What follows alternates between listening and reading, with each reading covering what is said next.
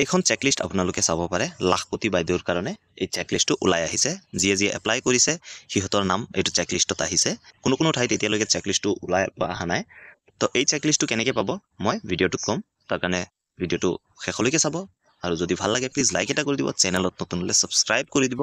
আৰু যদি কিবা ডাউট থাকে তেনে ক্ষেত্ৰত কমেন্ট সেকশনত সুধিব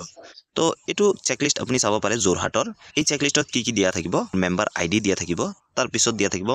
মেম্বাৰ NRLM কোড দিয়া থাকিব তাৰ পিছত মেম্বাৰৰ নাম দিয়া থাকিব SHG গ্ৰুপ দিয়া থাকিব মানে আপোনাৰ গোটৰ নামটো দিয়া থাকিব তাৰ পিছত গোটৰ আইডিটো দিয়া থাকিব তাৰ পিছত FY ফাইনান্সিয়াল ইয়াৰটো দিয়া থাকিব ডিস্ট্ৰিক্টটো দিয়া থাকিব ব্লকটো দিয়া থাকিব তাৰ পিছত পঞ্চায়ত দিয়া থাকিব গাঁও দিয়া থাকিব তাৰ পিছত দিয়া থাকিব আপোনাৰ এগ্ৰিকালচাৰ হয় নে লাইভষ্টকস হয় হৰ্টিকালচাৰ হয় সেৰিকালচাৰ তো জিটো হয় সেইটো সেকশনত আপুনি চাব আৰু যদি নন ফাৰ্মাৰ হয় তেনে ক্ষেত্ৰতো আপুনি চাব পাৰে আদাৰ ফাৰ্মাৰ থাকিলে তাৰ পিছত টোটাল ইনকামটো ইয়াত দিয়া থাকিব আৰু এটা কথা কৈ থওঁ যে যিসকলৰ ইয়াত নাম আহিছে সিহঁতে আকৌ ফৰ্ম ফিল আপ কৰিব লাগিব আৰু 2-3খনমান ফৰ্ম ফিল আপ কৰিব লাগিব তো কিছুমান ফৰ্ম আমি অলৰেডি ড্ৰাফট হিচাপে পাইছো তো আগন্তুক ভিডিঅ'ত আমি আলোচনা কৰিম যে কেনেকৈ সেই ফৰ্মসমূহ ফিল আপ কৰিব আপোনালোকে কমপ্লিট গাইডেন্স দিম তাৰ কাৰণে চেনেলটো সাবস্ক্ৰাইব কৰি থব আৰু যিসকলৰ নাম আহা নাই সিহঁতেও চেনেলটো সাবস্ক্ৰাইব কৰি থব কাৰণ যদি পৰৱৰ্তী কিবা আপডেট আহে বা কিবা আপোনাৰ কাৰেকশ্যন থাকে বা তেতিয়া আপোনালোকৰ লিষ্টত নাম আহিব মই আৰু এটা ভিডিঅ' বনাম তো সেইটো টাইমত আপোনালোকে পাই যাব ইয়াৰ পিছত আপোনাৰ অনলাইন আৰু অফলাইন এনেকুৱা ফৰ্ম আহি থাকিব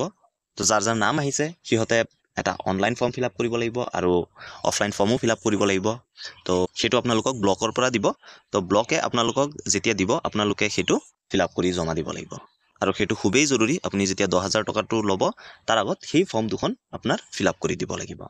তো এতিয়া কওক যে আপোনালোকে এই লিষ্টখন কেনেকৈ পাব পোনপ্ৰথমে আপোনালোকক কৈ থওঁ যে এই লিষ্টখন যেহেতু পাব্লিক কৰা নাই এতিয়ালৈকে যদি অসম চৰকাৰৰ এনেকুৱা প্লেনিং আছে যে পাব্লিক কৰি দিয়াৰ তেনে ক্ষেত্ৰত সিহঁতে পাব্লিক কৰি দিব অফিচিয়েল পৰ্টেলত বা যদি নাই কৰা তেনে ক্ষেত্ৰত সিহঁতে কি কৰিব